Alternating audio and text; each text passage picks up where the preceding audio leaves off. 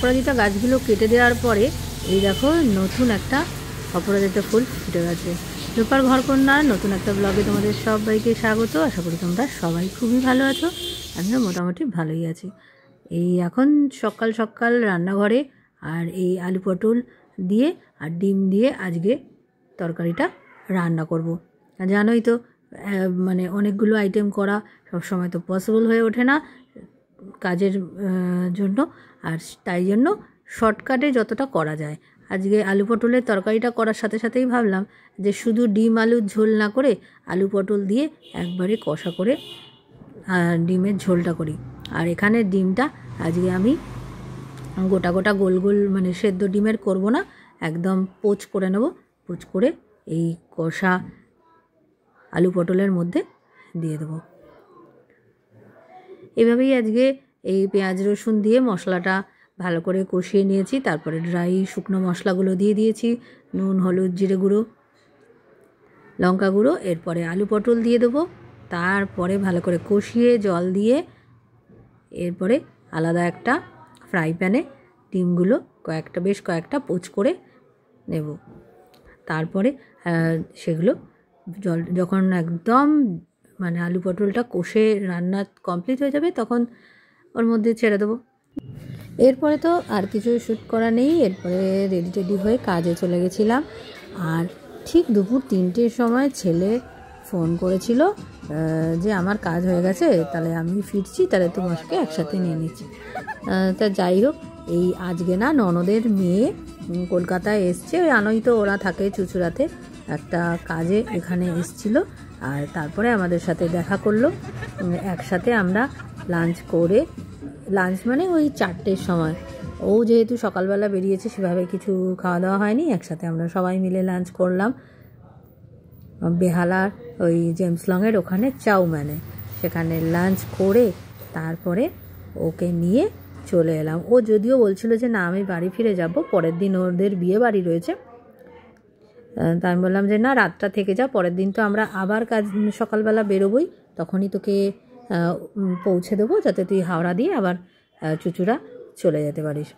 যাই হোক, আজকের দিনটা বেশ ভালোই কাটলো। বিকেল থেকে মমের সাথে একসাথে লাঞ্চ করলাম, বেশ অনেকটা টাইম স্পেন্ড করলাম। এরকম আলাদাভাবে তো টাইম স্পেন্ড করা হয়ে ওঠে না।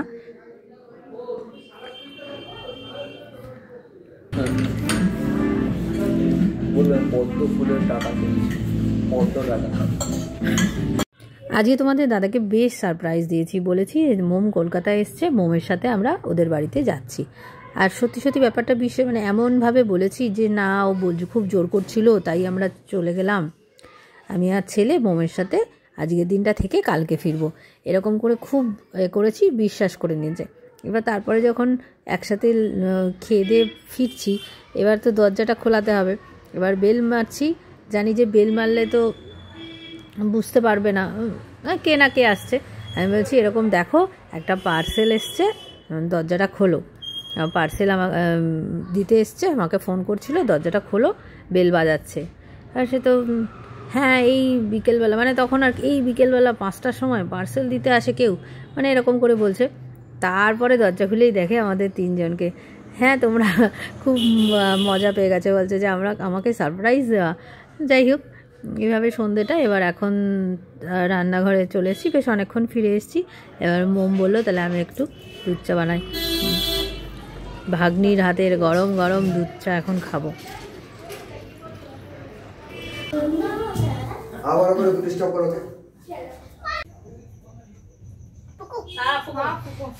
Happy birthday to you, happy birthday Pari, happy birthday to you. তোমরা দুজনেই ভালো করে তুলবে। এবার কাটতে দাও। 9টার সময় গেলাম বাড়ির নিচে পরীর কেক কাটিং সেলিব্রেট করার জন্য। আর এই সফট টয়েসটা আমি ওকে দিয়েছিলাম। আর এরপরে রাতে আর কিছু ডিনার করিনি।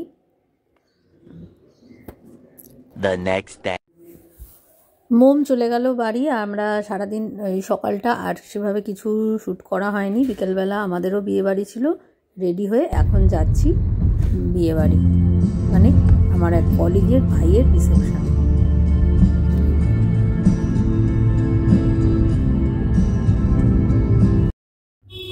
রাস্তায় যেতে যেতে আরও একটা বিয়েবাড়ির মানে ওই বর যাচ্ছিল, সেটাই দেখছিলাম। বেশ আমাদের গাড়িটা এরকম সাইডে দাঁড়িয়ে রয়েছে, আর দেখো নাচ গান করতে করতে, আর এই ঘোড়ায় করে কিন্তু বর যাচ্ছে। এটাও কোনো এটা একটা নন বেঙ্গলি বিয়েবাড়ি, এত ঢাক ঢোল বাজিয়ে যাচ্ছে। কিছুক্ষণ দাঁড়িয়ে এই এদের এই বিয়েবাড়ি যাওয়াটাও দেখে নিলাম, আর তারপরে চলে গেছিলাম আমাদের বিয়েবাড়িতে। ওখানে তো আজকে দারুণ বেশ কলিগদের সাথে অনেকটা সময় কাটালাম। কলিগদের সাথে প্রচুর ছবি তুলেছি, একসাথে হাহা হিহি আড্ডা, বেশ অনেকটা টাইম কাটিয়ে বেশ ভালো একটা ইভিনিং কাটিয়ে বাড়ি এলাম। আর আজকের ব্লগটা এইটুকুই। ভালো লাগলে অবশ্যই কমেন্টে জানিও। আর যারা নতুন বন্ধু আমার ব্লগটা আজকে প্রথম দেখছো, প্লিজ প্লিজ প্লিজ সাবস্ক্রাইব করে আমার পাশে থেকো। তোমাদের একটা লাইক, একটা কমেন্ট আর সাবস্ক্রাইব করলে আমার খুবই ভালো লাগবে। আমি মোটিভেট হব আরও বেশি অনেক অনেক ব্লগ তোমাদের সাথে শেয়ার করব। বসে কথা খাও, ডাইরেক্ট খেও না।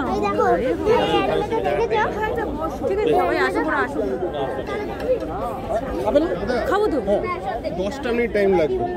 আমার ছেলেকে তুই নিয়ে যাস, ও আবার আমাকে এসে বলে আরে আরে আমি আমাকে নেবে না, আমি জানি। এরপরে ফিশ ফ্রাই, মাটন বিরিয়ানি পেট ভরে খেয়ে বাড়ি চলে এলাম। তাহলে আজকে এইটুকুই, টাটা, সবাই খুব ভালো থেকো।